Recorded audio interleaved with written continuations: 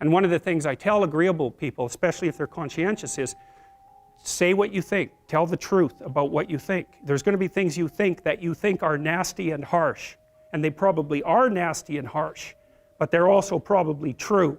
And you need to bring those up to the forefront and deliver the message. And it's not straightforward at all, because agreeable people do not like conflict.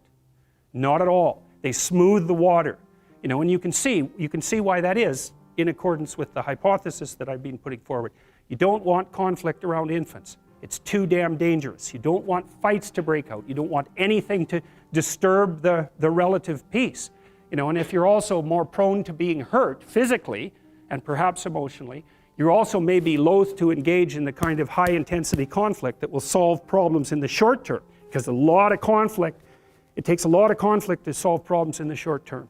And you know, if that can spiral up to where it's dangerous, which it can if it gets uncontrolled, it might be safer in the short term to keep the waters smooth and to not delve into those situations where conflict emerges. The problem with that is it's not a very good medium to long-term strategy, right? Because lots of times there are things you have to talk about because they're not going to go away.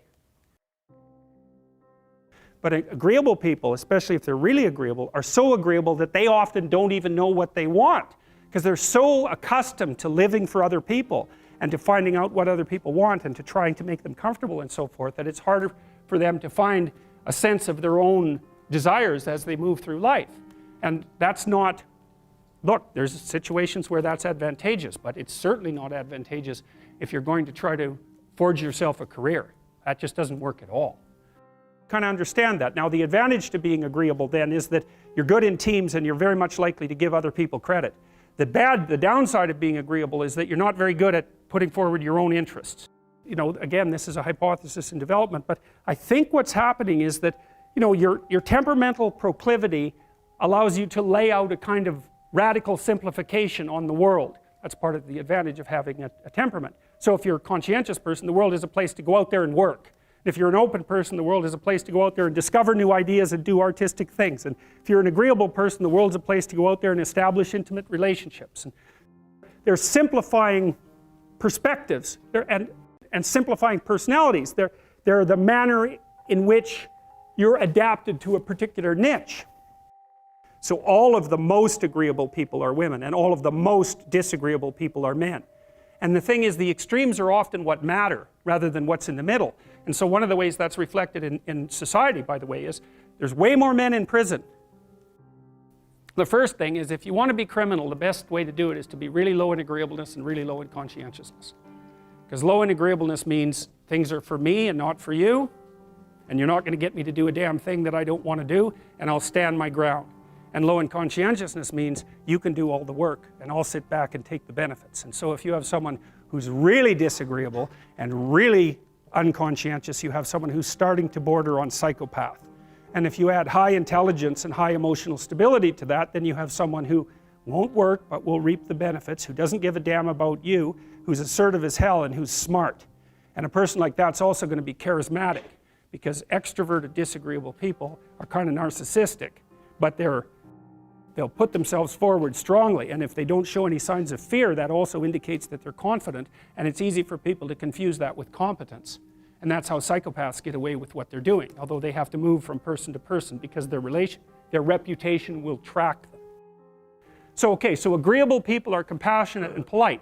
What are disagreeable people like? They're tough-minded, they're blunt, they're competitive, and they won't do a damn thing they don't want to do. So it isn't exactly that they're aggressive, although they will push you the hell out of their way if you're in the way. They're not like volatile like you are if you're high in neuroticism. It isn't defensive aggression, it's more like predatory aggression. It's dominance behavior. And so for someone who's highly disagreeable, they look at the world as a place in which they can compete and win.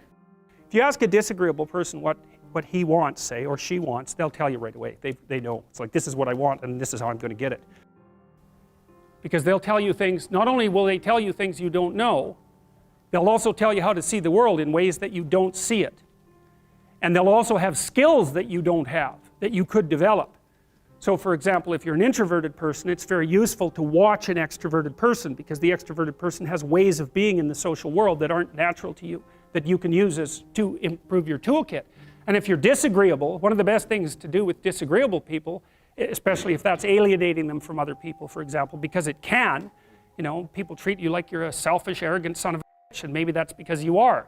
It's like, okay, so what do you do about that? One of the most promising treatments, let's say, for that is get the person to do something for someone else once a day, just as a practice, and learn how to do it. Maybe you can wake the circuit up, you know, if you think that it's lying dormant in you, which is probably right. You know, I think we have a very wide range of propensities within us. Some are switched on, genetic propensities. Some are switched on, but I think that if you put yourself in the right situation or walk yourself through the right exercises, you can switch some of these other things on as well. But it takes work and dedication and discipline to do it. Right? You shouldn't work at cross purposes to your temperament because it's just too damn difficult. But having done that, then you should work on developing the skills and viewpoints that exist in the space opposite to your personality, because that's where you're fundamentally underdeveloped. And that way I think you can extend out your temperamental capability across a wider range. And to me that's roughly equivalent as bringing a richer toolkit to each situation. You know, so if you're hyper extroverted, you should probably learn to shut up at parties now and then and listen just to see what's going on, to see if you can manage it, you know. And if you're introverted, well then you should learn how to speak in public and to learn how to go to parties without hiding in the corner and saying nothing to anyone. You know, and if you're agreeable, then you need to learn how to be disagreeable so people can't push you around. And if you're disagreeable, you need to learn how to be agreeable so that you're not an evil son of a bitch, you know. So, and the same thing applies even in the conscientious domain. It's like if you're too conscientious, you need to learn to relax and let go a little bit. And if you're unconscientious, it's time like, get out the Google Calendar, man, and start scheduling your day, right? And beat yourself on the back of the head with a stick until you're disciplined enough so that you can actually stick to something for some length of time and not living in absolute squalor, which is something that would characterize someone who's very disorderly, for example, because they don't notice. It doesn't bother them, disorder. It's like, maybe they can see it, but it doesn't have any emotional valence, and so it doesn't have any motivational significance. Agreeableness is a very difficult personality dimension to understand, I think, partly because it's difficult to dissociate from neuroticism and as well from extroversion. Because agreeable people like you, and so that kind of sounds like extroversion, and disagreeable people sound like they're hard to get along with, and they sort of are, but people who are high in neuroticism are hard to get along with too, and they tend to be volatile and irritable. And so most of the time if you're engaged in a contentious issue with someone and emotions flare, it usually has more to do with trait neuroticism than with disagreeableness per se.